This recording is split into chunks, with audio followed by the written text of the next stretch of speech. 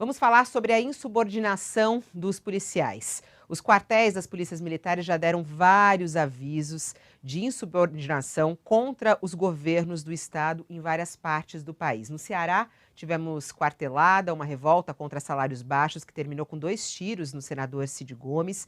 E agora vários mostram apoio velado e às vezes até público ao presidente Jair Bolsonaro e suas ameaças contra a democracia e ao Supremo Tribunal Federal. Esse último episódio foi o afastamento do coronel Alexandre Lacerda. Ele comandava 7 batalhões da PM no interior de São Paulo, mais de 5.000 policiais militares, e ele usou as redes sociais para convocar colegas e bolsonaristas para esse ato marcado para o dia 7 de setembro, na Avenida Paulista, em várias cidades brasileiras. Ele foi afastado por indisciplina pelo governador de São Paulo, João Dória. E esse foi o assunto levado ontem para a reunião dos governadores. Por isso, a gente convida a participar conosco aqui o pesquisador do Fórum Brasileiro de Segurança Pública, ele é professor da Fundação Getúlio Vargas também, Rafael Alcadipani, conosco ao vivo. Olá, professor Alcadipani, bom dia, seja bem-vindo ao All News.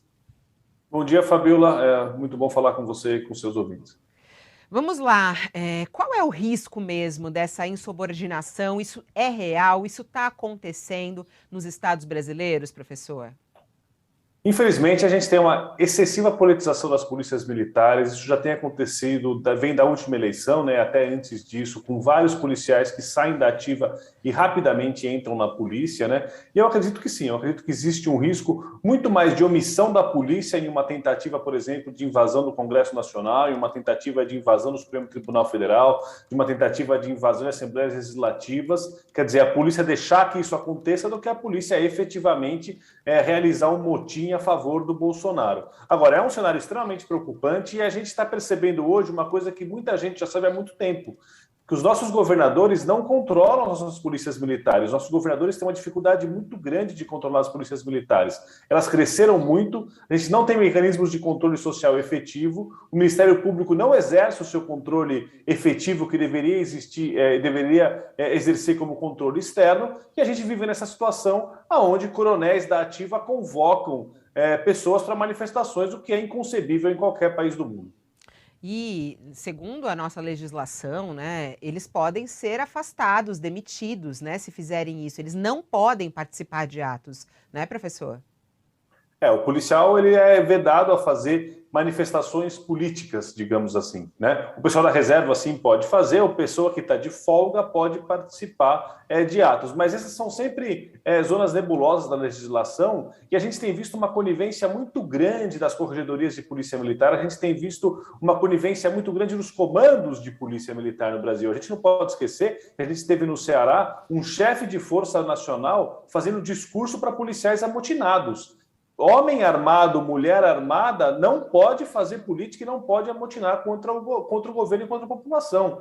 O mandato da segurança pública, o mandato da força, é um mandato para o garantimento da democracia e não para ser utilizado como uma forma de ameaça à democracia, como a gente está vendo hoje.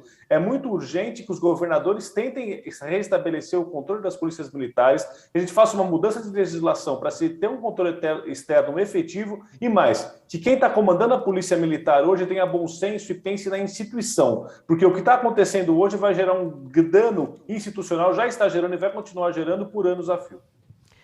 Professor, e como que os governos do estado podem evitar isso? Por exemplo, o governador João Dória afastou esse comandante que fez isso publicamente e disse que a inteligência da polícia está agindo.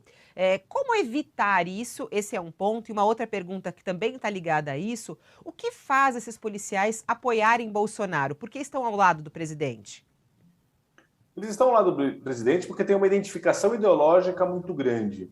O que o Bolsonaro fala representa muito da mentalidade média do policial brasileiro, principalmente do policial militar. O conservadorismo, essa visão contra o comunismo, essa visão bastante conservadora com relação a costumes. Tem várias pesquisas do Fórum Brasileiro de Segurança Pública que mostram isso. O Bolsonaro é uma expressão dessa ideologia, que é uma ideologia que está muito dentro das polícias militares.